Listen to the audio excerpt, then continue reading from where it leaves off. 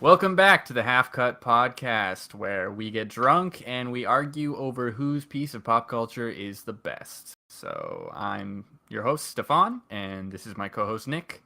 Hey. And we're just going to jump into it. All right, so I'm going to start this one off this week with a...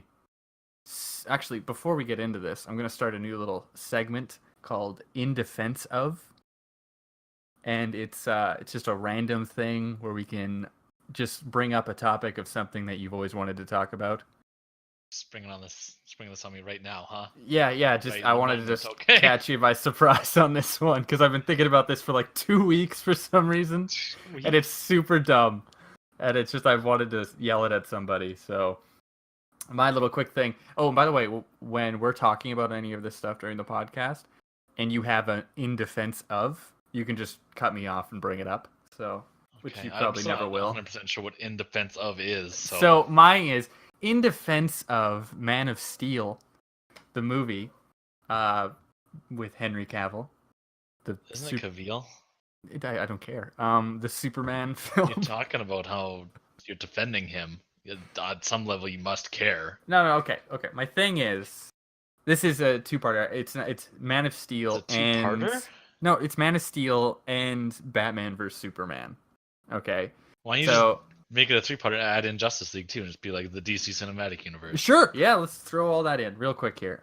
So my thing is that for some reason I get weirdly upset when people don't like these movies, and you know that. I get angry for no reason, even though it doesn't matter. Weird.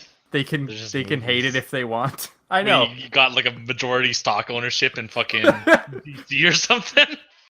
My real name is Stefan Warner, and I'm just like, yeah. I need this to work. Get your top bet on this, Branson. I need a hit here. And it's Cavill, okay? He's a dick. He's a beautiful man, but goddamn. Is he a dick? No, he's probably a wonderful gentleman. I always hear like he's really nice. Oh, well. I think there was something like where he almost missed his Man of Steel audition because he was playing World of Warcraft. Really? Yeah. Are you sure that was him? Me? I don't fucking know. Like I said, I was pretty sure. Oh no, are you sure that's like... I thought that was somebody else, like Ezra Miller or something for the Flash. I don't know who that is. He plays the Flash in Justice League. Okay, tangent aside. That is. My in defense of is the two things. It's him destroying Metropolis with his first fight with Zod. Okay, yeah. Okay, so everybody online, a lot of people, they all bitch about how it's like, how that is the dumbest thing ever, how he just like destroys a city, and they're like, that's not Superman. All right? Right. I mean, but did he do that on purpose though? Was he like, yeah, I know this is going to destroy the city, but I'm going to do it anyways? Well, or was it like, oh, this happened and it destroyed the city, fuck, I wish I could have done something, but I didn't know that was going to happen because it's an alien ship technology. See, to Even me, though he's also an alien, but you know. See, to me, that whole thing is like a bunch of quick things happening at once. Like he's just kind of getting a hold of his powers. Like he's just kind of learned how to fly properly, just like a little bit ago. And these 3 alien dudes who are just like him, who are actually like part of a warrior caste, who are much better fighters, they show up and they start wrecking house, right? So he's just trying to keep shit together, all right? And then he's whipping through the city, and yeah, it's not like he's purposely like, yeah, let's fuck this shit up. Like I'm wrecking Metropolis today. Like I feel like he just kind of, he's really amateur and rookie at this, and it's just like, it's his origin. It's like he's just like, oh no, and he like hits Zod and he hit him a little too hard and he goes through a wall and like a ton of buildings and he's like, ah shit, and then Zod just beats the shit out of him, and he's just basically trying to keep the cracks from spreading. You know what I mean? Because Zod would probably just destroy that city in like seconds. Right. All right. So that's my one thing is like, and then he cracks Zod's neck. Who cares? That is such a dumb complaint where they're like, Superman wouldn't do that. It's like, okay, he kills people. It happens. All right. Get over it. Yeah. I mean, I feel like Man of Steel's greatest sin is that it's an incredibly forgettable movie because I'm struggling. I've watched the movie like 3 or 4 times over the past few years, and I'm struggling to remember like the last half of it, like the major plot beats and shit. I just can't. I remember the next snap. I remember the city blowing up. I just can't remember like what leads to those happening. See, I think you're right because I don't remember a lot of the little stuff. Like I remember he has like a conversation with some people, and then I don't I actually remember like the remember how army Zod and and them stuff. show up. Like they just showed up, I thought, and then Like, did they fucking crash or did they? No, I think they just showed up. They're like, oh, we got out of dark space. Let's go here because Space? that's where the Phantom Zone. The Phantom Zone. Yeah, right. My Whatever. God. Wasn't there a thing where like they knew that Superman or Kal-El's fucking escape pod landed here, so they went there to like recruit him or some shit? I think so. I think it's because they knew he had a habitable world, so they were like, Yeah, something like that. let's go get that place. Let's go Like get that place. it's dumb. Like I mean, in the movie, I remember making sense. Like, oh, he didn't know this shit was gonna like destroy the fucking city. Yeah. Like it's not like he could have done something and didn't. Like he could have, but he's at this moment he's like, I don't really know what I'm doing. Like he's really new at this, right? So like I'm probably getting this wrong, but I feel like not even a day has passed since he realized he could fly. So like maybe let's it's not like that's like terrible that those city pitfalls or whatever are just like the flaws of trying to make Superman work, you know, like because he can't have repercussions to the like his physical character or whatever because he's immortal and invulnerable and all that shit, you know. He can't lose an arm or whatever, so it's always like either his psyche gets harmed or like the shit he cares about gets harmed, you know. Whereas Batman, they broke his fucking back, you know. Man, you could just paste him like across the street. Like yeah, exactly. Superman. There's always that threat. Superman. It's always the things that he cares about or his psyche, emotional stuff. Or his family. It just feels like... I mean, Batman. Never mind. Yeah, well... Does Man of Steel have does Superman have... Well, he's got Superboy. He's got Martha, right? So Isn't... Connor's not in this yet. So... No, okay. And even then, he'd be immortal too, so whatever. Yeah. I think. Kind of. Either way, it's like... It just feels like they weren't sure how to have the stakes be dire and show, like, Superman losing or having... Because DC's stuff seems to very much be about there's no clear winner. You know, like it's not like a Marvel movie where he saves the fucking world and he gets laid and like everything comes up sunshine and roses, and they're trying to add in some of that nuance or some of that like shades of gray or whatever, and they can't do that with physical harm to Superman where like maybe he gets an eye patch or fucking some other shit. And I'm not super familiar with the DC comics in general, so maybe I'm wildly off base and the movie just wasn't that great. And I don't think it was like this awful movie. Because let's face it, like Batman vs Superman was borderline awful, and Justice League was. That's your opinion. In my opinion, right? Sure, and mine and most of movie critics' opinion, that's the case. See, I'm like that weird fan that I'm like It's not like I'm like just feed me shit and I'll be happy. I'm just like I actually enjoy this because there are things wrong with these movies, obviously, but like I enjoyed what I had on the screen. There were some pretty great things, and I feel like the Zod and Superman fight in Man of Steel, it really it worked for me because that's like what would happen if you have two godlike beings just wrecking shit, and like it would have made more sense for them to fight in an uninhabited area, but then who cares? I feel. You can't this needs to be like these are the first like super people that are in this world, and you need to have like a fucking like an impact when that occurs. So this it affects the whole planet. It's not like and I think it also sets up Batman versus Superman, or that's what they're going for, because a lot of the thing, when Mike Pence is trying to ban the X-Men or whatever, it's like, well, why would you try and ban the X-Men? Like, they're good guys, like they save the world all the fucking time. You just saw that name too.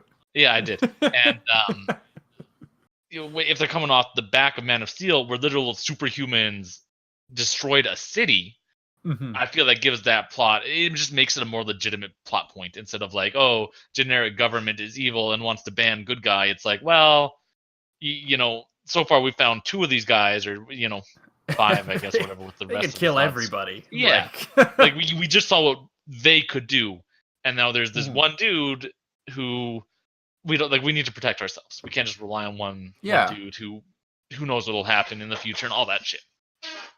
Yeah, and okay, Um, so and my second point, just to Right, cut this sure. down quick before we ramble on for like an hour about Superman. Right. It was the, it's kind Why of don't you like just make Batman vs Superman your thing or whatever? no, because you've already no, that'll be another time. I'll get really into it. Another time we're doing it right. So you're saying this oh, is we're like doing this is we're just the doing it. appetizer for the shitty Batman vs Yes. Superman special to come. It's the sample appetizer for you guys. Yeah. You little appy. No. Okay, so the thing is, it's Batman vs Superman, where it's 18 months. I'm probably wrong on this, but it's 18 months after that. So the whole Right. Zod fight, and I've just seen a lot of complaints about people saying that, like, excuse me, they're like, how do people have hope in Superman? Like, because there's like people that are like, they have a statue of him, and he's Right. like a hero to everybody, and they're like, how are they like, how do they think this guy's good after what he did to Metropolis and all this stuff? And it's like, well, if you watch the actual beginning of the movie, they do the 18 months thing passes, and in that 18 months, Superman is just like flying around the world, like saving lives, putting out fires. There's that whole like giant ship that he like pulls out of the ocean. It's just trying to show that like he's actually doing good things. Like he's not. Presumably he's not like gone to the Fortress of Solitude or whatever in that 18 months and just like Yeah, chilled. Like he's been like, I in the wrecked a world city, killed a guy, and you people need, like, you're not worshiping me. Like, it's not like that. He just, and, you know. yeah. And then like Batman, like he wants to Are kill you him. finding this shit on like YouTube comments or something? Like these weird arguments? Yeah, I'm online reading stuff, and then people are just they're Who the fuck is 100%. talking about Batman They're vs 100. Superman in the year You of our are. Lord and Savior 2018? Yeah, because you brought it up. Like, where are you finding these weird discussions I'm just running of into Man the of Steel in streets. 2018? People People, online. online people. Okay, Yeah. sure. Anyway, I feel it's weird. Did you just make this whole segment up to try and defend Man of Steel? Yeah, essentially. I'm like, I'm gonna call it in defense of. But if you have anything else you wanna, I like, thought we this could whole the rest of the podcast was defending stuff. pretty much. You're trying to prove your thing is good. But this is a random, like, I get an idea and I need to say it, and I don't care about your opinion anymore, so I'm just gonna shout this at you. So Okay, sure, whatever, dude. yeah, and that's it really. That's the in defensive segment. So Good job. anyway, let's start I'm the sure actual all the Batman vs podcast. Superman fans out there are fucking Oh yeah, psyched that you went to bat for them. at me on Twitter, which I'm not actually going to give you my Twitter stuff. That's so dumb. you can Why all would you go to say hell. that then? Because I've heard other people say that. What does that even mean? I'm trying to sound professional. Anyway, so let's just a light little discussion. What are you drinking? I've got a Cuba Libre, which is I believe just a is. rum and coke with lime juice. Pretty good. It's much fancier than my It's 3 ingredients. whiskey and Mountain Dew. Do those things even go together? Well, okay, I'm probably wrong on this, but I remember reading this a few years ago that Right. Mountain Dew is made as like a mixer for whiskey, and it's like actually really good. Like if you mix them together. I mean, So- I feel like the Mountain Dew we have now must be so radically different from the original formula that was meant to pair with It whiskey still that works. it's like a moot point. It still works. All right, it's yummy. Okay, sure. I mean, you can mix Little- anything with anything and It's drink like a it. little neon yellow concoction. It's nice, radiation and stuff. I mean, I love Mountain Dew. Like, don't get me wrong. It's just that seems like a I'm gonna weird call it the bomb. combo. It's really falling flat. Okay, Okay. dumb So... thing. Stupid idiot thing that you're gonna talk about. all right. So my discussion this week is the video game Subnautica, which is a More like Sucknautica. ha! Just figured I'd get that one out there right now. Yeah, just okay. You didn't want to save it for later, but all right, No. that's fine. It really packed a punch. Thanks. It's oh god, it's an open world survival game but the world is like a water world. So Like with Kevin Costner? yeah, man, he's just pissing in things and drinking the piss water and got Like, you start off gills and something. Well, what, like, swimming okay. around. Okay, How does so I'm gonna do a little rundown of the quick plot here, so you know what I'm talking about. right? So the game kicks off really intensely with you jumping in an escape pod after you're. Okay, whoa. So you're Oh in yeah, space? yeah.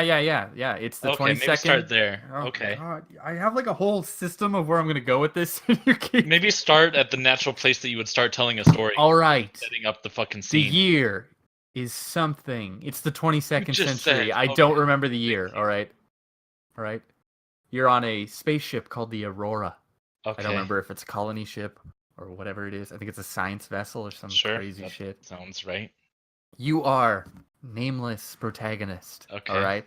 Something happens to the ship you don't know because the game just Right. kicks off with you running to an escape pod and you jump in it and you're going down and you look up through the hole and you see the Aurora blow up and the thing's all going crazy and you get hit in the Right. face with a metal pan thing Metal from pan. the wall, a piece of metal. Okay. piece of metal from the wall. Moving on. And then you wake up and you're in your little escape pod. You climb out and you look all around you and all you see is water. And Right. your crashed giant spaceship, the Aurora, which probably had hundreds of people on it, and they're all dead. All of them. Okay. And you're the only survivor. Or are you?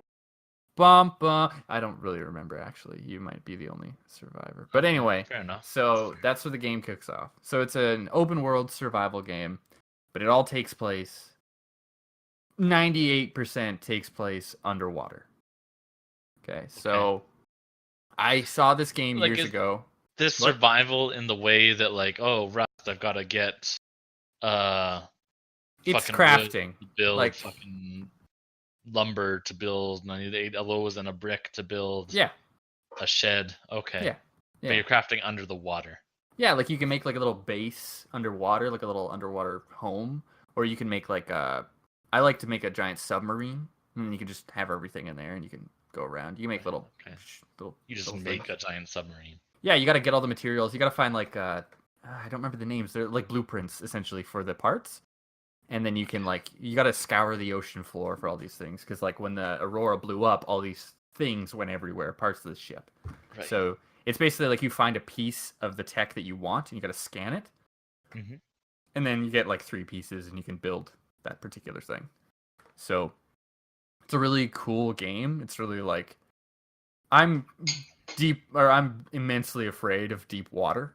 Like Okay, yeah. when you don't know what's underneath you, because I'm always like sharks or like mystery monsters from the deep are gonna Right. kill me, like a normal human being. Mhm. And this game, I'm like, I need to play this because it's a terrible idea, and I'll be terrified the whole time, but it's probably gonna be fun. So I would kind of categorize it as like a slight horror game, if you're into that kind of thing. If you're afraid of the water, it's scary. Okay, gotcha. Yeah, because there's like you're in an alien world, so you don't know what's in the water. Like there could be like on Earth, there's like sharks, right? Like that's the deadliest pretty much thing that we know of, right? Right. But in this, it's like it could be a giant shark monster thing, and there are things in the game which are called like leviathans, and there's all different types, but they're like these humongous deep sea creatures that'll just try to rip you to pieces. And I have to say, like, it's great to play the game with headphones on because the sound is so good and fucking terrifying. Because you're just underwater and you just hear like weird moans and roars and screams from random creatures. Mm-hmm. So when you initially play the game, it's like, whoa, like this is intense. And there is like I remember playing this when it was in early access, so it was just kind of like, here's the world, check it out. And over time, it released I think last year maybe, or several months ago. And Right. there's like an actual full-on plot, and it's really cool. There's like a mystery on the planet, like why you're there, like what's going on, what happened to make your ship crash into the planet. It's like, are there people still alive on this planet? Is it like a murder mystery? Kinda, I guess. Cool. And like, this is not really a spoiler, but about a little bit into the game, maybe an hour in while you're playing, you get infected by this virus. So you need to figure out what's going on with your virus. Okay. Yeah, like, are you going to die? Is there a way to cure it? What gave you the virus? Why is it here? Blah, blah, blah, blah, blah. So, I don't know. It's a really cool game. It's super fun and terrifying, and I've played it for way too long. How's the movement? Like, so immediately when you say like underwater, fuck it, like, well, it's video like, games being underwater and swimming always immediately handles like dog shit, except for like Abzu and some other kind of like walkathon games. Well, it's like, so it's a first person game, right? Right. So you're underwater. I think it handles great. Does moving in the water feel like dog shit? Nope, because you're swimming around and you're pretty quick, and you get like a little thing initially called the scuba. Don't remember. Doesn't matter. It's just like a little propeller system that you like hold on to, so it can move you around really quickly, and it starts you off like it's one of the first things you make. So on your you have a little pod, and it has like all the stuff you need to start with, I guess. And it's like this it's just like a really cool looking 3D printer thing. So whenever you get materials, you come up to that and you're like, beep, boop, boop. You like type the thing in, and then it makes it, and it just like scans it and prints it out right in front of you. Oh, okay, that explains why you can make like submarines and shit then. Okay. Yeah, so it's like a future civilization. So like, if this ever happens, like it starts off tell by the spaceship.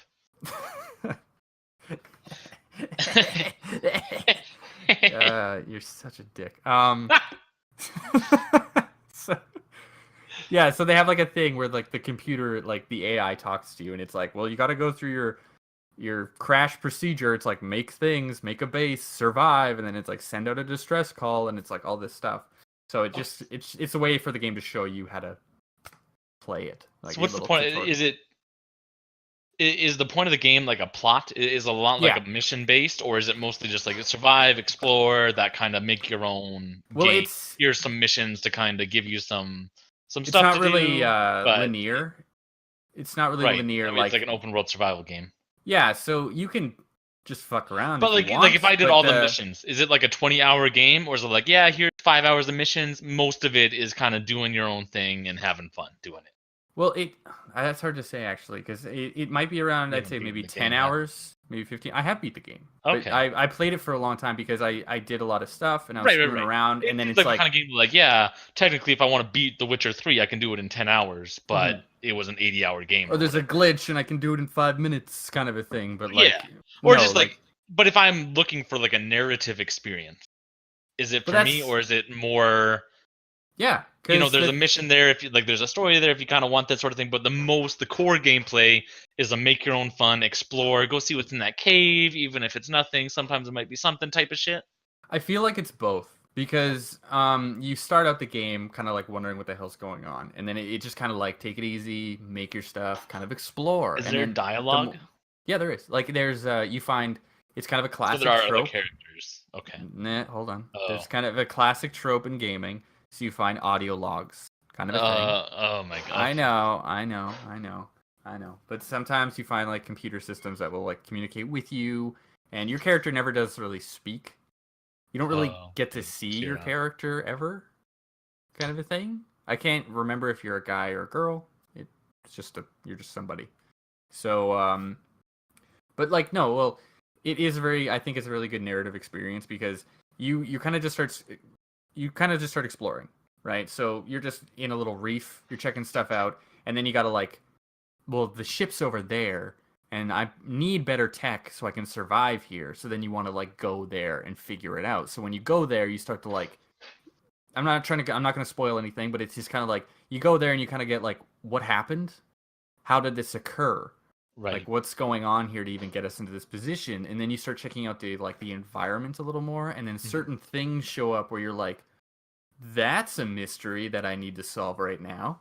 So then it kind of like, the story's all around you, and as soon as you kind of kick it off, it's like you start to figure it out on your own, and then the plot kicks in. It's hard to explain because it's not really.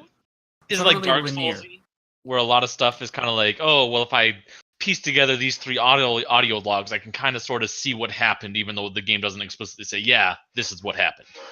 At some points. Okay. So I'm trying to do this without spoiling anything. But I mean, like, is there a quest log where I say, oh, here's this, and if I read this, I get the whole idea of what happened, or is it Yeah, a kind of. bit vaguer where, oh, this audio log kind of sort of references, I think, the same event from that audio log, even though it's not called like part 1, part 2 or something. It's just a little bit vague, and I think they're talking about the same thing, and that's, there's obviously a connection there, even if the game doesn't say, hey, dum-dum, here's part 1 in your quest log, here's part 2, here's how this narrative plays out, or the story, or the side quest, or whatever. Well, yeah, there's like an objective kind of system, but it's mostly like there's a beacon coming off from 1,000 meters that direction. Go check it out, and then you go and check it out, and then it's like. But like from a story perspective, is that the case? Yeah. Like I get there's objectives, like go to this beacon here. Oh, put things in the pod to build your submarine. Mm-hmm. Is there ever It doesn't hold your hand in that. Like, it's not like, go here to solve the mystery of why you're on the planet. Yeah, okay. It's just like, there's a thing in the game where you start off and you find audio logs from other crashed pods. So you're like, oh, there could be people alive. But then every time you go to them, most of the time, it's like, this person's dead. Or something happened. Something got into the pod, right? So eventually you find other audio logs of people that were here before. Is the only dialogue in the game audio log? Nope. It's not the only dialogue. I'm not going to tell you what the other dialogue is. So are there characters other than you in the game? Yes. Okay, that's okay. In a sense. Jesus Christ. I want to keep this really open and vague. Yeah, no, that's cool. When I'm trying to prove a point, I like to keep the thing I'm talking about open and vague. Okay. That's how I win most of my arguments. I know, you seem to get you sound like you're getting really stressed with the way I'm just talking about this. It's like I'm talking to like a politician or something. Yeah. It's like, can you give me your opinion on? Well, it's a complicated and without it's a bit of an too issue much that about it's my tough. new bill. Which you can read yourself in all its 80-page entirety. But I feel America is a strong nation, and it's like, no, just get to the point. I think this is going to be what's best for it. Okay, there's parts in the game where you find, like I say, just random audio logs that you're like, I guess I can listen to this or not, and it's just and I guess I can regarding listen audio logs, is there dialogue in the game where somebody talks to you, a real person that's not like some robot? Okay, thank you. Yes. Okay, here's the thing. I'll just say this because spoilers to anybody if you don't want to know. It's not a big one. It's just a thing. So when you're fixing up your ship thingy, your little pod, you have a distress beacon that you can fix. Okay, so you fix that up. All right. And it's like, distress beacon will get to nearest settlement in 999, and just the whole thing. It's like years. So you're like, okay, this is in like a million years. This is never gonna get to anybody. I'm here forever, and this sucks. And then you keep playing the game, and then eventually this little icon pops up in your screen, and it's trying to tell you that you're getting a message from the beacon. So you go back there and you talk to it, and it's a guy who's like, hey, I'm just transporting whatever to another planet, and we got your beacon. Are you there? If you're here, we can head there, and we'll be there in about like a week. Like, come on, talk to me. And then you like do the stuff, and then they get there, and then something happens. Okay, that's enough for like that. That's what I'm trying to say. It's like there's little things that you start to do that you think doesn't really matter, but then it can actually like kick off huge parts of the plot that kick in, like that make the story happen. Because sometimes you don't know there's a big story. It's not like, hey, do this thing to trigger the convoy talking to you. Exactly. It's just like, you could maybe fix this up, or you could go down that weird little tunnel and see what's in there, and maybe it has a humongous point because, oh my god. I don't think there's multiple endings. There's like one specific ending, but it's like you can kind of choose to get there or not. So it's kind of that sounds cool. It sounds like a cool game. So it's really fun. And I really enjoyed it. And there's so many moments where I'm just like, I remember playing it by myself, and I'm just like, I'm sweating because I'm so like uncomfortably scared at like a fucking horror game. Like that's what I mean. To me, it is like a horror game. Weird you thing. Like, oh, I'm afraid of the water, so this is terrifying. No, to me. Okay. It's like eating a spicy chicken wing. When I first saw this game, I was watching. I know you don't care about this stuff, but I was watching Markiplier, the YouTube Let's Player. Nobody knows who Markiplier is. I know nobody. It doesn't have like podcast 20+ million viewers. But he was playing it, and that's his thing too. He's like, he's a fear of deep water. So whenever he's playing it, he's like terrified of that stuff. And I know, like, Is he exaggerating how scared he oh is? yeah, there's moments when he's definitely Oh, like, no, that doesn't sound like the YouTube Let's Player community I know. I'm sure he has a very real fear of deep water, and he's not playing it up so he can have a game he can be scared of and jump out of his chair. Oh, don't let that ruin the experience for you, jackass. But when you're playing it, the thing is the audio is so good. Like I'd recommend if you're ever gonna try it, play it with your headphones because there's moments where I didn't have like a whoa when I fell off my chair reaction. It was just like I'm in the water and everything's murky and it's hard to see and it's like everything's kind of muffled because you're in the water.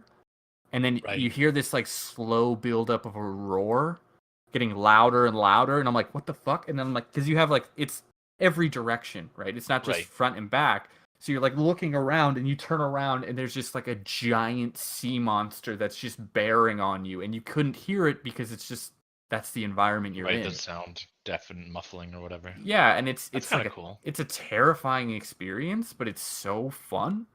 Because sometimes you're like, you fight a sea monster?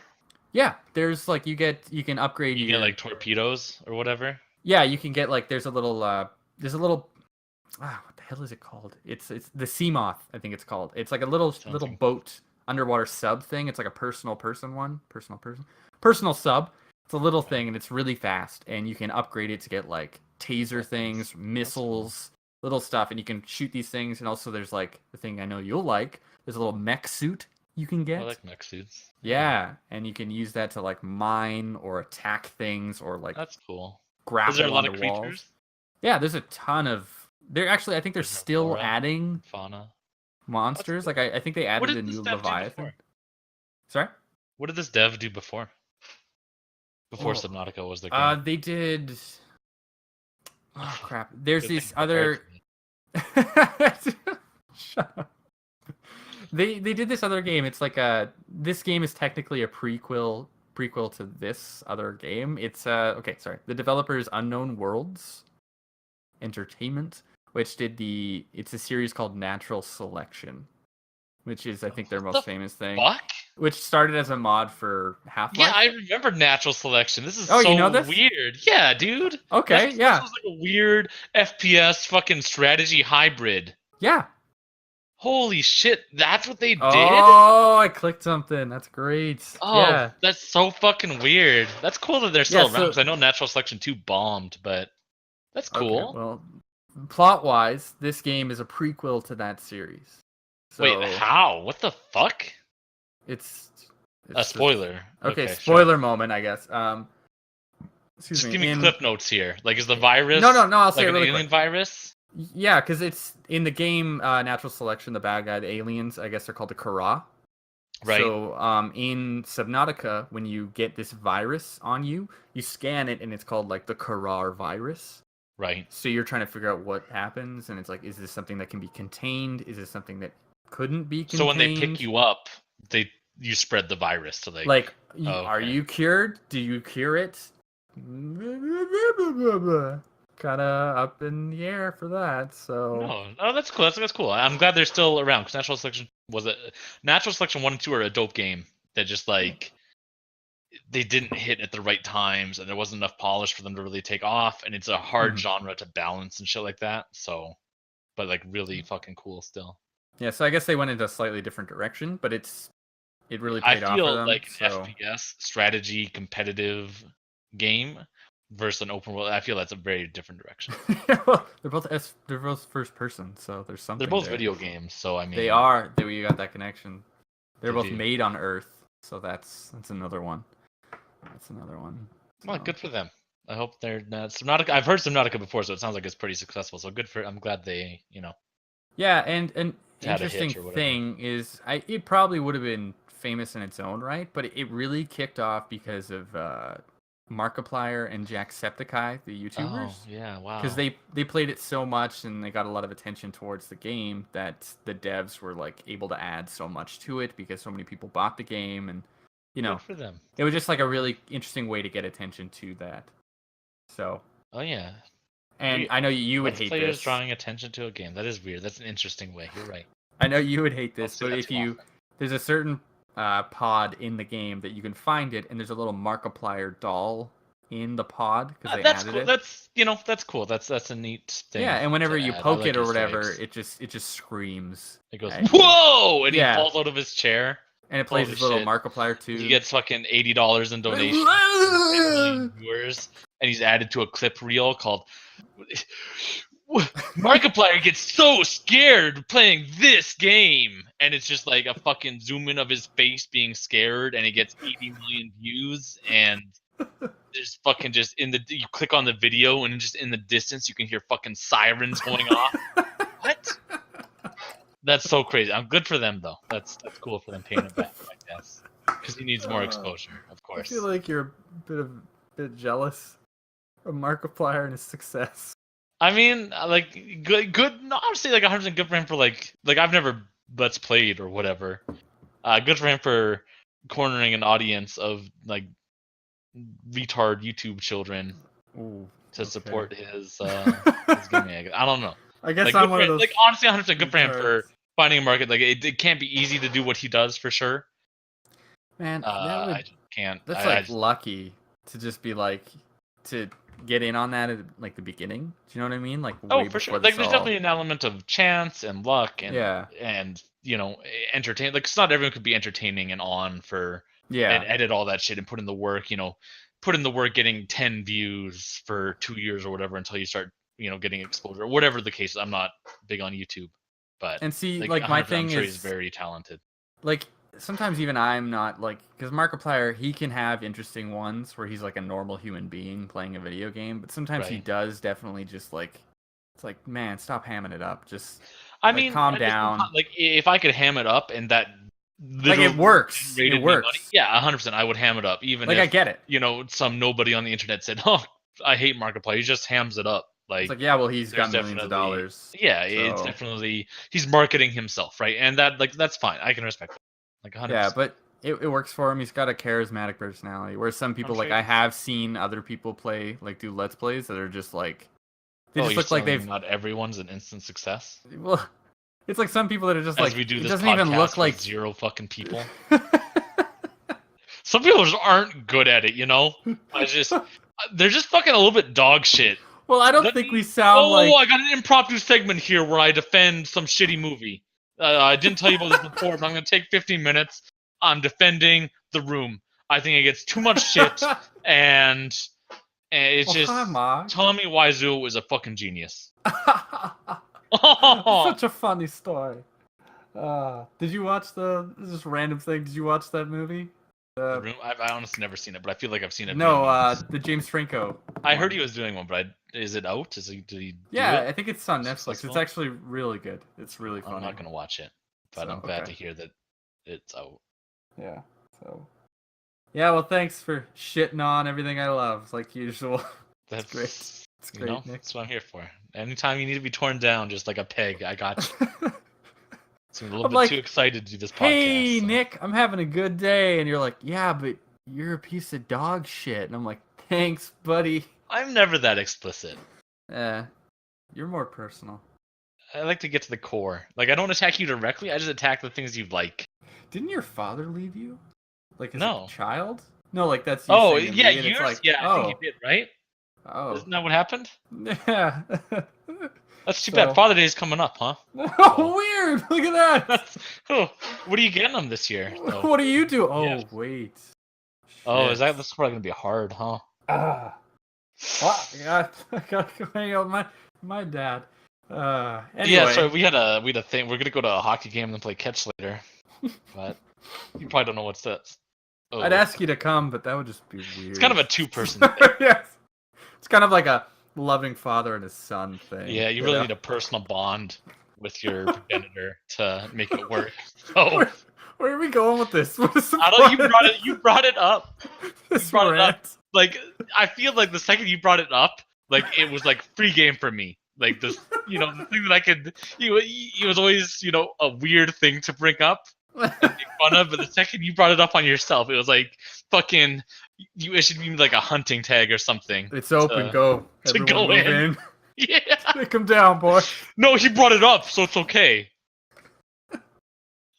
But Subnautica seems like a chill game for chill people. It seems like a game where like I just want to like blaze it really quick on a Friday night or that's kind of like how you've described it to me. Is that like that's it's a game that I know like you and me like we would play it kind of together, like one's playing and the other's watching, kind of a thing. Oh no, but you know, like the thing we'd play a horror game together or something, and like one of us. But it's only a horror game for you because you're scared of the water. Okay, I bet you if you played that game, like maybe I'll play it until I get you scared. would shit your pants. Like I'm a scaredy cat, 100%. Like, yeah, you are. You're a big baby. Yeah. I'm the guy who plays the games. You're just the one who sits there screaming. Well, because you play terrifying games. And I'm like, hey Nick, why don't you try? And you're like, nah, I'm good. I'm good. It's more interesting to watch, dude. Jackass. God. Do you have more to talk about on Subnautica? Or yeah. No, I think that's about it until I remember anything else. It looks great. It's really good graphics. The water effects are beautiful. It's just fun to make your own little base. And it's okay. This is a little thing, but I really like it, and it's just a small tidbit. I love little details in video games, but it's like when they form like the 3D printer thing, it's like a laser that goes out and it like builds it in front of you, and it just looks so cool. Oh, I love that when there's because it's like really all the little pieces. Small things. Yeah, and like when you build the sub for the first time, it's like the first like humongous thing you're building, and it's just like this giant thing that's just right in front of you. It's like all the little pieces are just forming together, and I'm like, holy shit, that's so cool looking. So it's just really nifty. Oh, that does seem cool. Yeah, so that's mine for the week. So I wonder with like the big resurgence of No Man's Sky if that game's going to suffer for it. Subnautica? Yeah, it just seems like it's the most recent, big world survival. I know it's for long enough, so and it's had a lot of attention. I'm not sure what their for like sales the past 4 years. Oh wow. Okay. Yeah, like they're doing good. And No Man's Sky is pretty fun now. Like it's gotten a lot better. I hear it's cool. I hear it's good and cool and good. I enjoy it. I own a freighter. On a future episode. Yeah. Yeah, I know. Well, I mean, we're gonna get canceled after this one. Yeah. A lot of. So this week I've got Final Fantasy 12, which is the 12th game in the Final Fantasy series. Technically no. Technically no, because there's a lot of spin-offs and weird side shit for sure. I find it to be so. What's the plot? Okay, I mean, like most newer Final Fantasy games, the plot gets real fucking bonkers. Basically, you're part of a kingdom, I believe, called what is the kingdom called? I know the city's called like Dalmasca, I think. It's isn't it Ivalice? I think like, Ivalice is usually a city. Isn't the country of Ivalice because it's like technically like the same world? I think Ivalice is the world, and Dalmasca is kind of like the small city state you're in. Okay. And it is being invaded. Oh man, I love it when you're there's a lot ready. Of political. When you're ready for this. Let me just explain. Yeah. Like I've talked for like 45 minutes and you didn't do shit. Like it's so. I'm winging this one, okay? Final Fantasy 12 is a good game. I wasn't ready to talk about the story in a Final Fantasy. Yeah, you're a dude. I was ready. I had gameplay lined up. I had like sound and characters. Honestly, the story I just did not have. That's kind of like the main thing of Final Fantasy, though, right? No, that's like a weird. It's like a footnote, basically. Like the plot is kind of. But okay, so you're in Dalmasca. The game spans, I think, a decade or so. So you start the game, you're protecting, I think, the king at a like a truce meeting. What the fuck would you call a truce meeting? Like a meeting? I don't know. A parley. No, but they're not doing pirates. Like you got like a thing to do, like a peace treaty or something, like a summit. Yeah, like a summit. There we go. So Dalmasca, I believe, has been at war with Arcadia, and I'm gonna get a lot of this shit like minorly wrong. Okay, so I've played the beginning of this game, right? And I already know that you've gotten something wrong. So it's fun. Okay. Actually, I just want to hear your drunk rendition of the story. Sure, 100%. So Arcadia is kind of the rival kingdom that is like expanding very fast, taking over other smaller states as well, and is now gunning for Dalmasca. And so the king of Arcadia and the king of Dalmasca are having a summit to talk about surrender terms. And so I believe they've been at war at this time for a few years now. Okay. And you're play a character. I honestly can't even fucking remember his name. Ash. It's not that important. No. Oh wait, no, it's not Ash. The It's fuck? Jesus Christ. Rex. Rex. I believe it is Rex. Ah, there you go. And so you're Rex, and you're like the newest guy in like this fucking in the army, and Bosch von Rosenberg is like your superior officer, and you're here to protect the king and kind of supervise the summit. And then shit goes bad, and Arcadia, I believe, starts attacking this summit. Oh. And kind of negotiating in bad faith, as they say. So you're doing that stuff. You're fighting your way to the king to try and protect him. You get to the throne room. I believe the king is dead, and then someone that looks like Bosch stabs you in the back, and then you die. And then forward, Rex just dies. Just dies, 100%. Like the play Game of Thrones, you're there for the tutorial mission, and then you're done. So, and fast forward 5 years, and you are now Vaughn, who is Rex's brother, kind of going metal vest. Start the story. Yeah, he's got a no shirt. Look, no shirt. They're in a desert nation, so it gets hot. But a metal vest. Yeah, because also they're religious and they have to punish themselves for their sins. They're masochistic people. A metal vest with no shirt in the desert. It burns good. It burns good. That's what they say. Like when they greet people and say goodbye, they say, "Burn good, brother," and then they leave. Do you have a vest for you? Did you bring your own? Yeah, greater sinners wear like heavier and heavier metal vests. Phil, you can't wear a shirt under that. Points. That's not just not allowed. Absurd. But so you start the game, and for real this time the tutorial's done. You're Vaughn. You've got a friend named Pinello who is just some random girl, and you're doing random odd jobs in the city of Ravenaster. Can I say that there is? Yeah. There is. I like cutting you off, but there is always a character in these Final Fantasy games that I just absolutely don't give a shit about. Right. This one, there's two. So. Well, I can't remember the other one, but I know this one is Pinello. Yeah, Pinello is. Just like, there's always just that super chipper, I'm way too goddamn happy to be a real person character. The only reason she's in the story is because she's Vaughn's friend. Like, that's it. That's her only connection to anything. Yeah, but she's to me, she's kind of like Riku from Final Fantasy X. Riku was... I like Riku in Final Fantasy X. Kamari in Final Fantasy X was kind of a nobody. Oh, but that so was Waka. So cool. Oh, Waka. Like, he was cool. They were cool. Waka was both not cool and both just like, hey, well, technically I'm just this guy's friend. What about Lilu? Lulu was also in that, but she was also the black mage, so she was also strong and powerful, and she might have like also a million belts. She did. Let's not get into weird character designs in Final Fantasy games. But then hold on. What's the guy's name? The coolest son of a bitch. Oh, Auron. Every one of these games, every one of these games needs that like the badass. Right, it's Auron. Who's really good with a sword. Coolest guy. It's Auron. Auron is really cool. Auron is fantastically cool. I like Bosch. He's a little more like normal. He is a little more normal, but we'll get into Bosch later. Even though I don't know anything about him, I just know he's a bad dude. Anyway, so you're doing odd jobs. You're killing rats in tavern basements and classic random shit like that.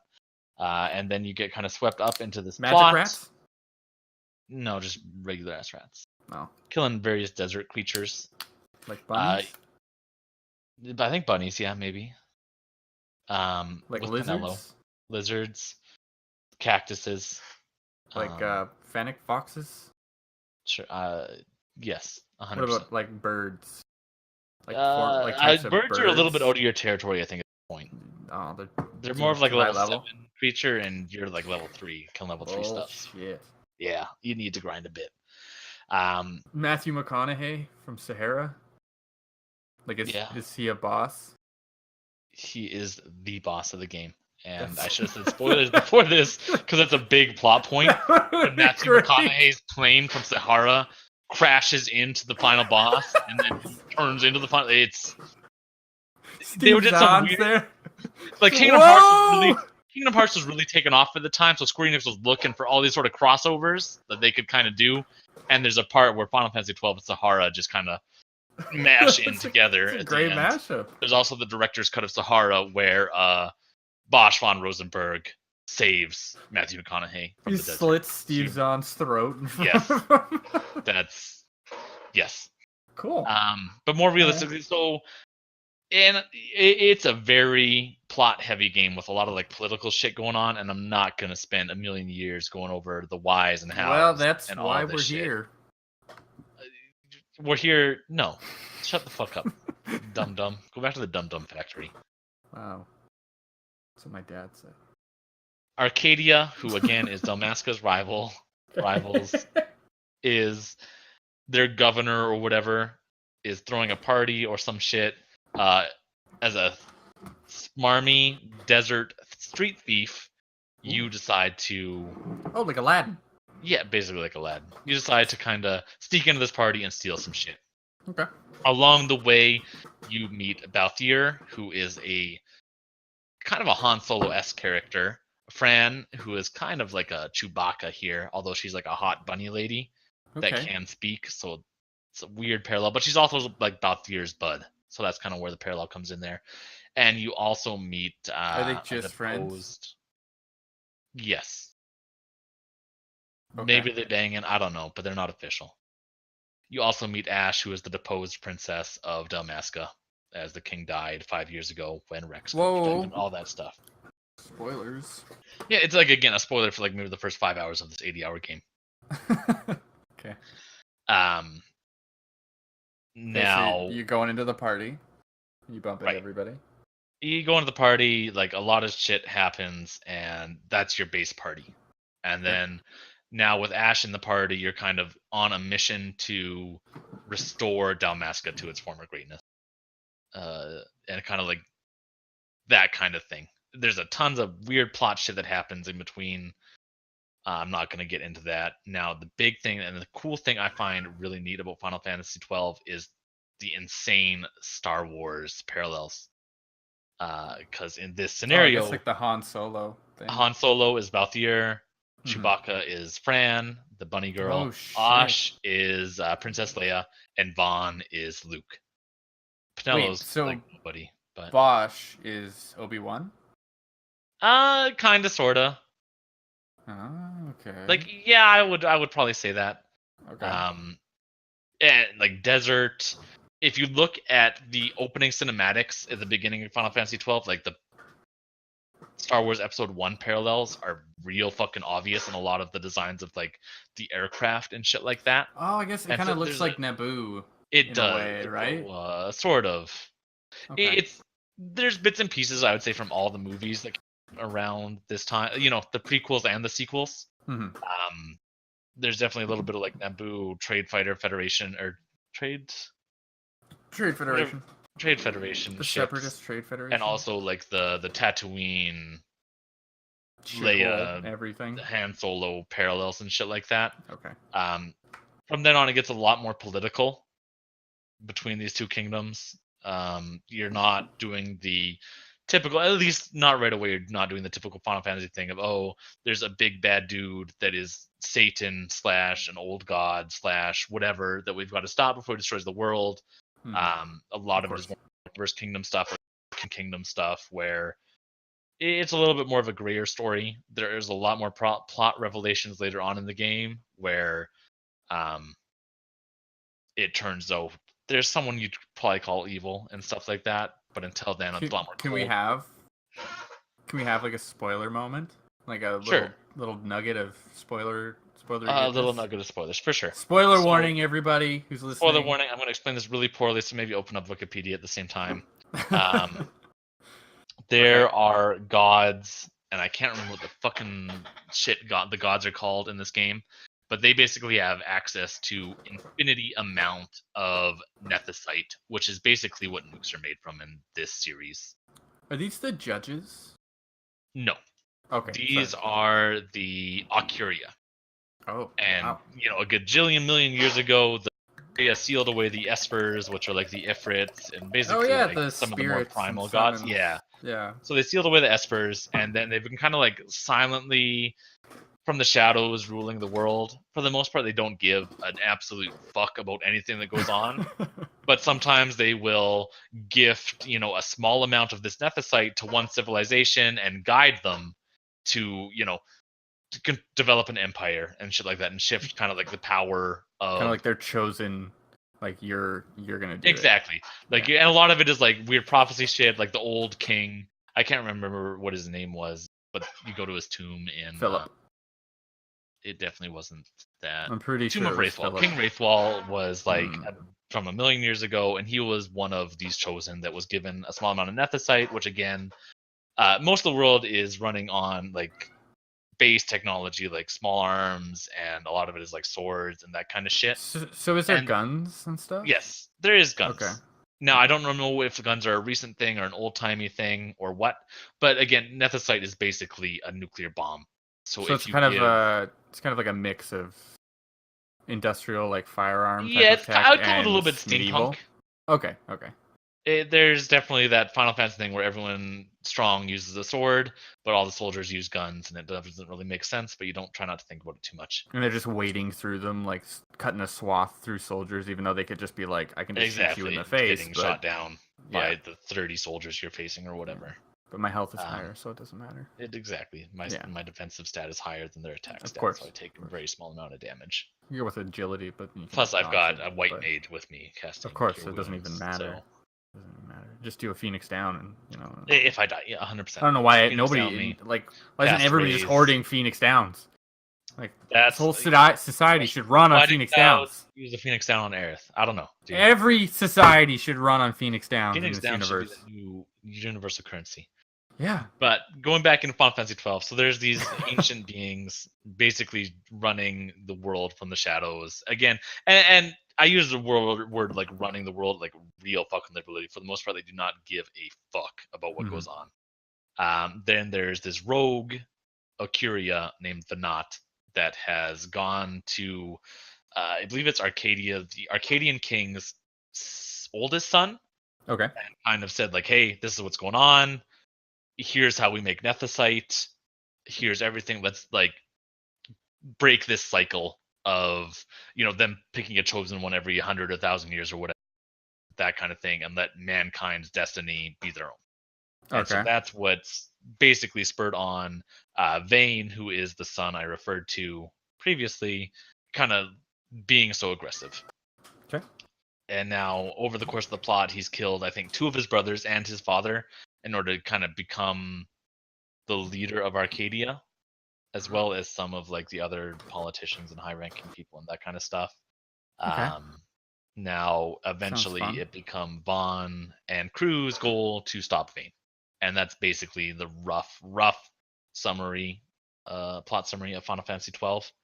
Okay. Now, the coolest characters. So and also you get Bosch back. Turns out Bosch did not stab your brother in the back. It was some dude that looked like him that could put on a Bosch costume, I guess. Yeah. A mimic or something? And he was framed and all that stuff. Okay, so I feel like we're going past a very important thing is the spoiler. Where's the spoiler? Was that the spoiler? That was your nugget of spoilers? Plot spoiler that I just did. I thought you were going to tell me which some character was evil. I thought that was No? I don't get to know that? I don't think... Final Fantasy 12 tends to be very on its nose in that there's not a lot of like weird betrayals and shit like that. The bad guys is the evil empire with the bad guy prince turned king and the evil rogue god that never changes. Bosch is evil. Bosch was not evil. Bosch was framed. You rescue Bosch. He explains that he was framed, and you fucking high five and you jerk each other off just a little bit, though not to climax. Right on. Just like a little bit. Edge, just edging it. That's good. It's good teamwork. Mm-hmm. And over the coolest characters in this game are the judges, which have like this fucking awesome looking armor and shit like that. God. Yes. Bosch, I think, used to be a judge. His brother is a judge. I can't remember if he used to also be a judge before saying like, fuck it, I'm gonna, like this empire's too drastically evil for me. I'm gonna kind of swap sides here. It doesn't really matter for the most part. They just look cool. They're cool bosses. There's a lot of political shit going on in Final Fantasy 12 that I am far too drunk to explain coherently. but But it exists. what do the judges do? Like, what is their purpose? Like, they judge people? Like, are they like Yeah, they're high-ranking like officials, or they're like what are they? super high-ranking officials in um, Final Fantasy 12. Typically, the World of Ivalice, like Fantasy Tactics, advanced games, and shit like that, all feature judges in some capacity. So Yeah, I there's remember kind of them like a from background there. Tactics. Yeah, uh, they dispense judgment. They're basically like high-ranking politicians slash generals slash like police officers all in one. Like Cool. you cannot really stand against a judge. They are Arcadia's, Law. yeah, like Okay. fists and hands and all that shit rolls into one. Judge, jury, and executioner. That kind Yeah, of classic. pretty much. Yeah, and there's only like 5 of them, I think, 5 or 6 of them. So it's Okay. not like there's like a fucking army of them or anything. There's 5 They're or like 6. elite warriors who can do basically Exactly, whatever they want. exactly. Okay. They're cool. They're dope as hell. They look so fucking cool. Yeah, the armor Um, looks sick. I've never seen them in the game because I only played like an hour, but I right. remember seeing the cover art and stuff or whatever where they're from or whatever Yeah, concept no, art I've seen them. They look dope. they're dope as hell. They do look dope as hell. Yeah. The combat system in Final Fantasy 12 is different in that it is not turn-based. It's real time. Oh, so it's not like the random battle. Like you bump into No. something and then you're in a little If there's world of your something in own. the world, you can attack it, and that's the only thing that you attack. Oh, that's cool. There's not like, oh, this one thing I ran into turned into 8 things that I'm fighting in this weird turn-based battle. No, like it's a very much an open world game. You attack something, and then your party also attacks it. Now, the combat system reminds me a lot of Dragon Age Origins, in that you set up gambits for your party to say like, okay, you're my white mage. If anybody is below 50% HP, you cast Cure on them, and then you put that maybe your rank 1 priority, and your rank 2 priority is okay. If anyone has poison on them, you cast Asuna on them to cure poison and shit like that. And you set that up for all your party member, and so you basically customize their A, which adds a lot of depth, I think, to the combat system. Bit classes. And there's classes, roles and stuff. it's the skill system. I remember being like, it's basically a license board where you turn people into certain classes and also unlock skills with license points, which you get from killing it. Points. Okay. Yeah, well, it's basically like a different name for XP, but there's also levels on top of this license system. So it's like a second type of XP, I guess. It's your skill line. It's your skills, like what kind of armor, like to use some of the weapons you need to unlock. Okay, I want to use the fucking Mitsushi katana. Okay, well I need katanas 2. Katana's rank 2 in order to unlock the ability to use that. Now, certain jobs, so when you pick a job per character, and I believe there's also like a sub job they can have, but say like paladin or samurai or knight or black mage or white mage or red mage or any of that shit, those jobs will have access to specific licenses. So as a black mage, for instance, you can't get a katana license. You only have access to like a staff license, and so on and so like shit like that. Again, it adds a lot of depth, I think, to the like party customization and shit like that.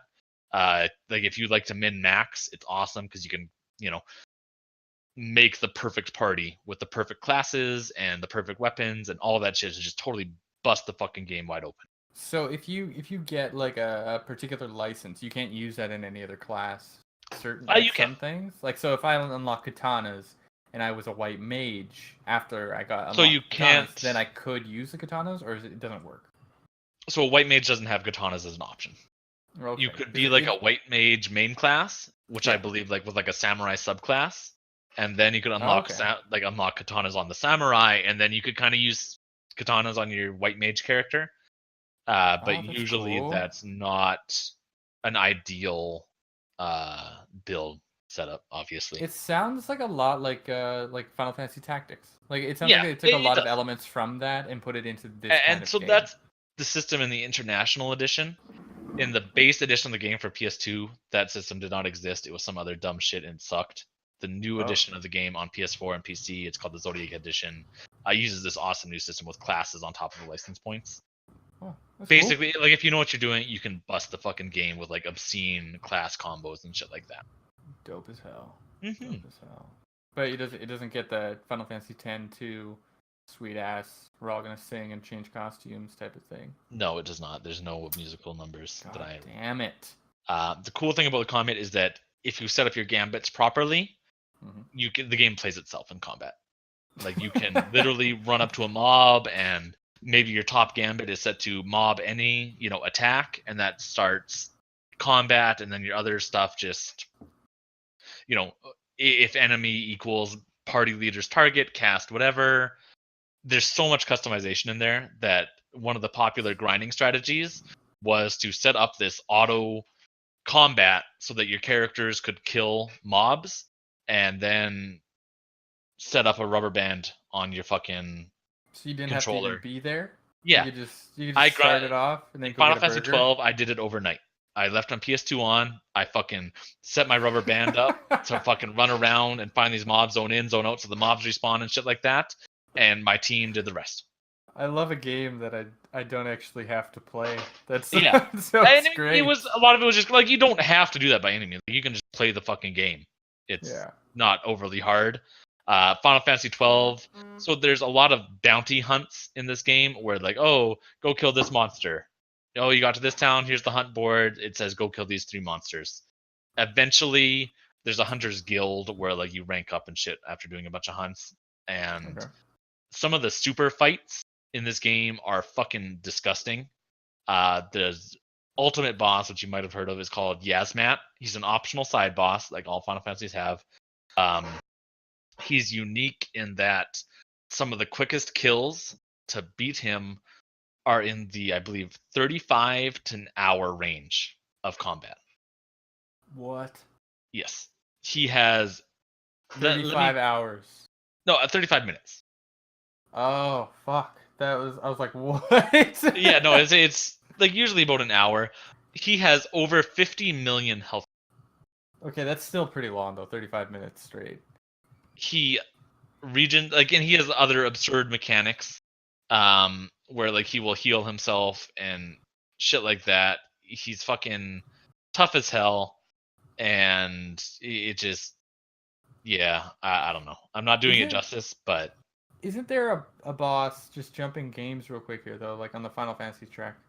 Isn't there a boss in like Final Fantasy 15 that's like, if you fought it normally, it would take you like 24 hours or something? Did you hear about that? It's like a giant stone turtle or something. Oh yeah, I did hear about that. Yeah. He might have. I haven't fought him. Like I know in Final Fantasy 11, which is there was some outdoor raid bosses that people fought for multiple days, like 24 to 48 hours. I remember that. Like, yeah, it definitely wouldn't surprise me that they would put some bullshit in there. That's fucked up. It is fucked up. It's fucked up what the Japanese will put in their video. To be like, it's just like, I'm gonna put this in. It's like, yeah, but somebody will try to do that. Like that's fucked up. They don't have to, but they will. They're gonna try it because someone's gamers gonna die. Are a special breed. Final Fantasy 12 has an awesome music score. Like it's orchestral. It's fucking dope. Most of Final Fantasies have. Is it my boy Uematsu? Let me. My boy Nobuo Uematsu. Probably saying that wrong, really poorly or something, but it's actually. It looks like it's Hitoshi Sakamoto. Oh.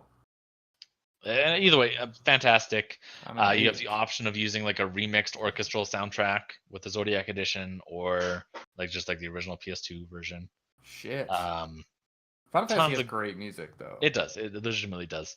Now the not so cool part is that Van and Pinello are garbage tier characters. Originally when the game was pitched, it was using Bosch as the main character, where you're betrayed at the beginning and you work to regain your name and save the kingdom that you originally fought for. I think the story is that the higher ups decided that this grizzled 35-year-old veteran would not make a good main character for their primary audience, and they needed like a 19-year-old beautiful little boy in order to get that segment of their audience. He has to be blonde. He has to be blonde. They had to get that, that pretty boy audience, and so they had to rewrite aspects of the plot to include this new main character and the main character's friend Pinello. So that's kind of where the game suffers a little bit. Was the main guy. It would have been fantastic, and it's too bad that the director wasn't able to get that vision, because I'm sure it would have been one of the best, if not the best, Final Fantasies ever made. But that's kind of the one part where I think the game suffers. Other than that, like the plot is good, music is good, the combat is different than other Final Fantasies, but I enjoyed it. Yeah, That sounds like a fucking wicked game. Sounds like a really good Final it is Fantasy. wicked. Especially like there's a lot of customization options, and because it's a JRPG, there's a lot of ways to just bust the fucking game. So if you just want to, if you want to look up a guide and set up your gambit so that the game basically plays itself, and you're just kind of along for the ride to enjoy the plot and get that completion and exploration and stuff, that's fine. Like you can totally do that, which I think is a cool. Oh, also in the Zodiac editions, you can fast forward the gameplay by I believe 2 and 4 times. So all the time, you're running and you're running and you're running. So it's just sped up. Yeah, because I don't think there's a fast travel system, at least not at the beginning. Actually, there might be a little bit of one. But if you've got a quest to go way the fuck out there, and you don't want to spend the 10 minutes it takes to go between zones, turn on the fast forward. I guess that it's kind of like a speed boost. Yeah, and it works in combat, all this shit. So. Oh wow. It makes to be honest, it would be a little bit tedious to play it without it. Especially some of the zones are fucking massive, and the dungeons are huge and shit like that. And a lot of it is just walking, and it modernizes the game a little bit, even though it feels a little bit awkward to use at first. Okay, well that sounds like an interesting game, and the plot doesn't sound like a fucking nightmare like Final Fantasy 13. Yeah, it's definitely one of the stronger Final Fantasy. Yeah, so cool. That sounds sounds dope as hell, as all the cool people say. Dope as heck. Let's keep this PG. Yeah, I'm not gonna fucking do that. So that's stupid. Like I'd insert your edgy swear in there, just you fucking you bootlicker. You shit. Yeah, I got you. Yeah. Yeah, your horse's ass. I don't know what that is. That was. You do you, man. Your podcast, whatever you got to do, I guess you do it. You can dig that hole yourself if you want. Yeah, dude. Okay. So, besides that weird moment, is there anything else you want to say about Final Fantasy? No, that's all I got. Characters are good, story's good, sound is good. 2 of the characters are shitty. And I shouldn't say shitty. It's not like they're aggressively bad. It's just like, at the end of the day, it's this weird desert boy and his friend. And like, what are they doing in this political, war, political soap opera, war, deep theme, shit like that. It just feels a little bit out of place at times. Just like go back to the street, you urchin. Right? Yeah, well, like, hey, we're going to go invade the main city's capital or whatever to rescue this or to get this information, and it's like, well, I guess I'll tag along. I've been here this long. I'm wearing a metal vest in the desert. Yeah, I know what I'm doing. And my friend can come too. She's got a boomerang. She's got a boomerang. We can handle ourselves. And it's just like, well, whatever. It just feels weird. Yeah, but it wouldn't be a Final Fantasy game if you didn't have it. Yeah, it wouldn't be a Final Fantasy game if you had like a mid-late teen age protagonist. Yeah, exactly. So with blonde hair. But Balthier and Bosch, I think, and Ash are probably 3 of the best characters in Final Fantasy games. Like all 3 of them are fantastic. Really? Like out of all Final Fantasy games? Everything. Like they're up there with Auron and. Wow. Because my favorite is Final Fantasy 9. I love that game. Hey, Zidane was good. Steiner was good. Like Vivi was good. They were all good. Oh, you mean just in general? The game's great. Zidane is kind of he's just your blonde protagonist, so he didn't really matter much. But Vivi was a great character, and the princess Garnet, she was also great. Yeah, she was good. And Final Fantasy 9 in general was a really good game.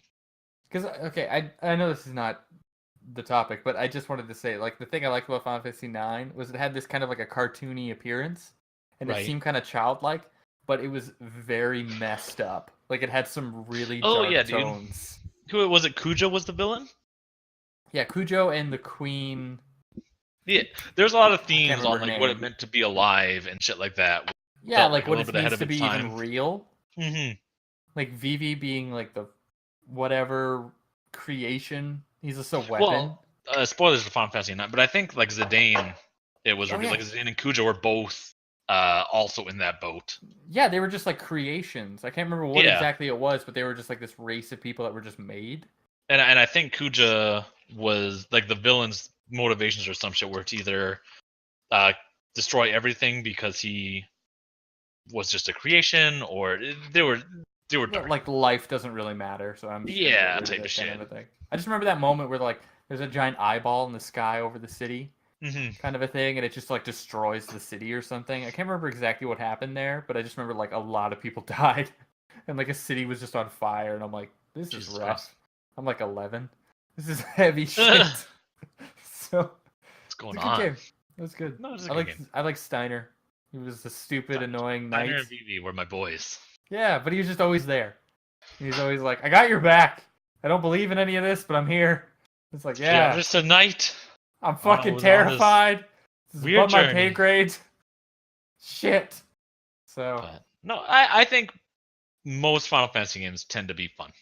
13 is Mhm. a kind of weird exception where either you like it or you don't, and a lot of people didn't, which is fine. Hmm. I was also one of those people. I wasn't a huge fan. Yeah, you hate But I things. feel So. for the most part, even 15 is a You good kind game. of you like to jump on a bad wagon, so kind I of mean, sure, your thing. yeah. I like to go against the current, because I usually don't base my tastes on what other people I'm think. hip. I'm So hip. that's Just gotta fight the machine, me. man. Yeah, no, That's what for it sure. is. Cool. Uh, Okay, well, I guess that kind of wraps it up. So, I've always wanted to get into 12, and I 12 just it's a good never have. So I I mean, the probably, Zodiac Edition just came out last year, I think. yeah, I can. It's on Some good shit. Steam. It's on I don't Steam. It's on have a PS PS4. fucking 3 anymore, so it It's on doesn't. PS4. So Oh, if you have that, then well, you're I in could luck probably see if my brother has it or something. So for sure. that's Yeah, cool. it's good. So It's good. what Let's about put it on Subnautica? Steam. What about Sub? It seems like a cool game. About water and Yeah, man, so survival. much water. So if you want a It's like a lot planet of of water. water, if you're ever just really thirsty, but you shouldn't drink it because it's probably salt water. But still, I would you imagine. got a whole planet of it. You can go splishy splash. Seems You like a know, cool game. 4 Norns in a That bath. seems like a It's cool good game. stuff. Good stuff. Cool. So we both Seems great. won. We're both winners. Look at that. Everyone That's gets a fun. trophy. That's great participation. But maybe if you want to chime in, you can leave a comment below in the comment section. Who the fuck are you talking to? The viewers. What viewers? We'll get there. This is an audio medium. There's no viewers, Nick. Listen, the listeners. The listen. You Talking to the dumbass. listeners. You're out. You're off. I'm cutting you. Too many mistakes, you dumb shit.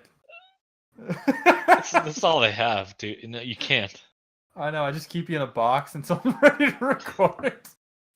I got a second mortgage on this box just for the recording equipment. You can't just cut me out. I just keep a bottle of rum next to it with some cat food. I'm like, all right, Nick, here we go. Jesus Christ. Oh, but okay, cool. This is a good episode. Before we end it, I just want to do a quick random side. Oh yeah, another new segment. New segment of Offensive. Hey, it's a new segment called Hey, did you check that out? Did you see that? Yeah, I like that. That's what we're gonna call it. So did you check out the trailer for Always Sunny season 13? No, I didn't. Oh yeah, I did. Yeah, I did. Yeah, I did. Shitting me? No, I did. I did. Mac actually has muscles. Yeah, he's jacked Mac. It's a Mac attack. He's put on so much mass. It's fucking unreal. He grabs her. Yeah, grabs her the Vajou, dude. She just came at me. So that's so good. Oh man. The tennis doll. Yeah, Jesus Christ. We gotta do like a whole episode, like every time they like episode 1, we'll do like when does that come out? Just something big. This fall? It's September 5th. Nice, that's pretty quick. Yeah, it's like in a week or two. So coming up, it's coming up, buddy. We can do that. We'll have like a whole thing, just like Always Sunny podcast. That's what fuck all this. We'll just be an Always Sunny podcast. Change it to Full Cut, the Always Sunny Yeah. podcast. We'll have a cricket corner. We'll just be like, what happened to cricket? Jesus Christ. What happened? And let's just end this, dude. This is fucking Cricket. going off the. This is going off the fucking rails. Like People love it. It's authentic. It's real. It's raw. That's a wrap. This has been Half Cut. Thanks all for right, listening. guys. Thanks for listening to this fucking nightmare. We'll keep it real. Do we on the streets? Do we have catchphrases yet? Uh, You didn't do your thing where you're That's supposed to how do I dizzle. a line. Oh, okay. That's it. I'm done. All right. Goodbye, everybody. Ugh.